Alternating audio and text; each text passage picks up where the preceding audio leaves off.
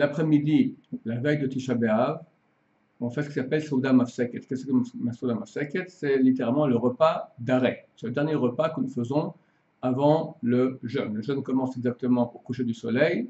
Dès lors commencent toutes les interdictions de Tisha B'Av, pas le droit de manger, pas le droit de boire, de relations intimes, de se mettre de la crème ou de l'huile, et de porter des chaussures en cuir. Tout cela commence dès le coucher du soleil. Pour tenir ce jeûne qui est dur parce qu'il est en été, il fait très chaud et il est relativement long, donc on fait un repas avant le jeûne. Ce repas est différent des autres repas de l'année. D'abord, on a le droit de manger qu'un seul plat cuit, un seul, pas plus. Ensuite, on doit être assis par terre, pas directement sur le sol, mais avec une petite séparation, un petit coussin ou un petit tapis entre notre corps et le sol. On le mange seul, chacun séparément, si possible en situation d'inquiétude et de tristesse, parce qu'on rentre dans le deuil de Tisha B'Av, notre temple qui est détruit bientôt depuis 2000 ans avec toutes les persécutions et les souffrances que cela implique. Donc il y a vraiment en situation de très grande tristesse. Maïmonide écrit que les chassidim, les grands pieux d'antan, s'imaginaient que dans ce repas, c'était comme s'ils avaient un proche qui était décédé devant eux, le corps étalé devant eux. Ils sont en situation de pleurs et d'inquiétude en mangeant ce repas. Ils prenaient le pain, le trempaient dans la cendre, le mangeaient sec, du pain sec avec de l'eau. Halakha n'est pas comme ça, on verra qu'on peut manger plus que cela, mais néanmoins, comme dit le Rambam, celui qui peut arriver à cela, ou proche de cela, c'est très bien. Et il dit, de ma vie, je n'ai mangé autre chose que du pain pendant ce repas. Ni des œufs, ni des lentilles qui sont pourtant des repas, des plats de signe de deuil.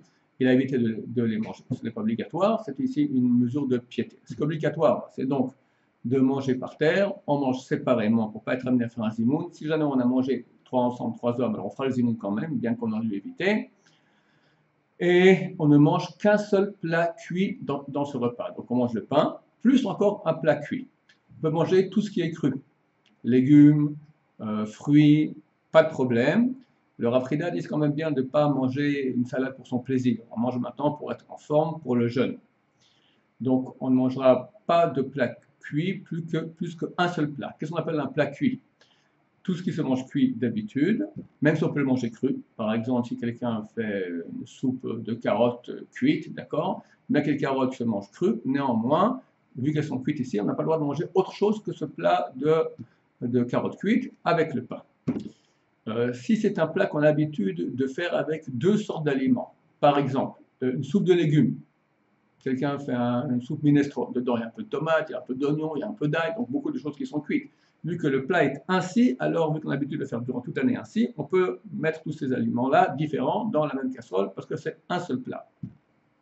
Ou par exemple sur Israël, il y a ce qu'on appelle la shakshuka. Shakshuka, c'est une sorte d'omelette à la tomate. Permis de le faire. Dans les pays orientaux, il y a la njadara, c'est une sorte de mélange de riz avec des lentilles. Ceux qui ont l'habitude de manger cela ainsi peuvent le faire. Les gâteaux ne sont pas considérés comme un plat cuit. Dans cette mesure, on peut manger autant de gâteaux qu'on veut. Attention, on doit manger uniquement ce qui est nécessaire pour qu'on tienne bien le jeûne. Ce n'est pas le moment maintenant d'avoir du plaisir. Le repas d'avant, là on peut manger tout ce qu'on veut pour être en forme. On va en parler dans quelques secondes. Mais dans ce repas-là, c'est un repas de deuil, donc on ne mange pas des choses qui nous réjouissent. De même au niveau des boissons, bien qu'on aurait le droit de boire n'importe quelle boisson à part le vin, néanmoins il est déconseillé de boire des boissons qui ont des goûts qui nous font du plaisir un peu superflu, du Coca-Cola, de la bière, d'accord. Même le thé et le café, c'est une question parce que ce sont des plats cuits. Il y a une question est-ce que c'est considéré comme cuit ou pas. On l'autorise pour les personnes faibles ou les vieux, le thé et le café. Sont considérés comme des plats cuits aussi tous les légumes et fruits qui sont mis en conserve, des cornichons en conserve, des olives en conserve, d'accord. Tout cela est considéré comme un plat cuit. Donc, si on en mange un, on ne peut pas en manger un deuxième. Si on décide maintenant de manger les olives, c'est pain et olives, c'est tout. Même pas un cornichon en plus.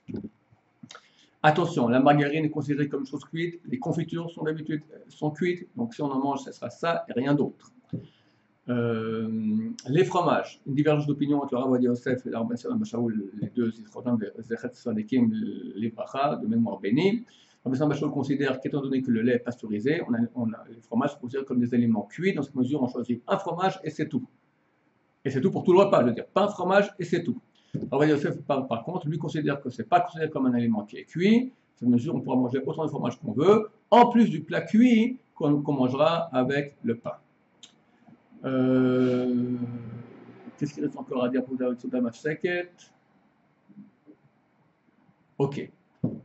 Ce repas se mange après Chatzot Yom, c'est-à-dire après le midi juif, le moment du zénith où il se trouve au sommet de sa course, c'est-à-dire la moitié de la période qui est entre le lever du soleil et le coucher du soleil, et le coucher du soleil. Cette période-là de l'après-midi, durant cette période-là, on mange le repas Souda Mafseket. Bien sûr, on fera en sorte de le manger plus proche de la shkia du coucher du soleil afin de tenir après les 24 ou 25 heures de jeûne qu'on doit tenir.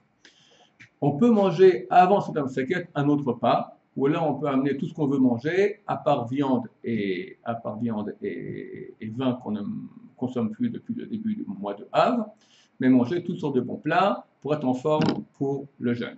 Il y a une grande divergence d'opinion chez les décisionnaires d'il y a quelques siècles, si on peut vraiment faire ce grand repas quelque part s'empiffrer juste après à faire un repas de deuil. Il y a qui disent que c'est pas saillant, tu manges beaucoup, puis après tu fais comme si là tout va très bien, du coup maintenant tu es en deuil. De plus, il y a un problème de manger 2 repas juxtaposés. Pourquoi? Pour 2 raisons. D'abord, au deuxième repas, tu es déjà rassasié. Quand tu fais la bracha, c'est une bracha, on appelle ça achelagassa, une nourriture grossière, c'est-à-dire que tu ne manges pas parce que tu as faim, tu manges pour quelque part, tu t'obliges à manger. Ce n'est pas une vraie consommation, c'est un problème sur la bracha à ce sujet. Deuxièmement, il y a ce qu'on appelle bracha shena tzricha. On fait une bénédiction qui n'est pas nécessaire. Parce que pour je fais Birkat Hamazon, 2 minutes après ou une demi-heure après, je fais de nouveau un motzi, j'aurais pu attendre sans faire ni Birkat Hamazon ni un motzi, continuer à manger du pain et après faire une Birkat Hamazon pour tout ce que j'ai mangé. Pour ces 2 raisons-là, certains décisionnaires il y a quelques siècles ont dit que pas question d'agir ainsi. Néanmoins, les poskim actuels ont dit, étant donné qu'aujourd'hui notre génération est très faible et qu'il faut bien se renforcer pour le jeûne, alors on peut manger ces 2 repas l'après-midi. Normalement, on mettra au moins 2-3 heures d'espace entre le grand repas qu'on fait en premier et Souda Mafseket, le repas qu'on fait avec un seul plat cuit. De même, quand on mangera le premier repas, on ne pensera pas maintenant à s'empiffrer pour notre plaisir, on pensera qu'on mange maintenant pour tenir bien le jeûne, pour être en forme, pour ne pas devoir casser le jeûne et être obligé de manger et boire durant le jeûne. Be'ezrat Hashem, ce ne sera que de la théorie. Jusqu'à Tisha B'Av, on pense que Mashiach viendra, on espère, Be'ezrat Hashem. Sinon, alors on fera le jeûne. Et par le mérite de ce jeûne, comme il est écrit, tous ceux qui prennent sur eux le jeûne de Jérusalem verront très bientôt et se réjouiront de sa reconstruction. Amen.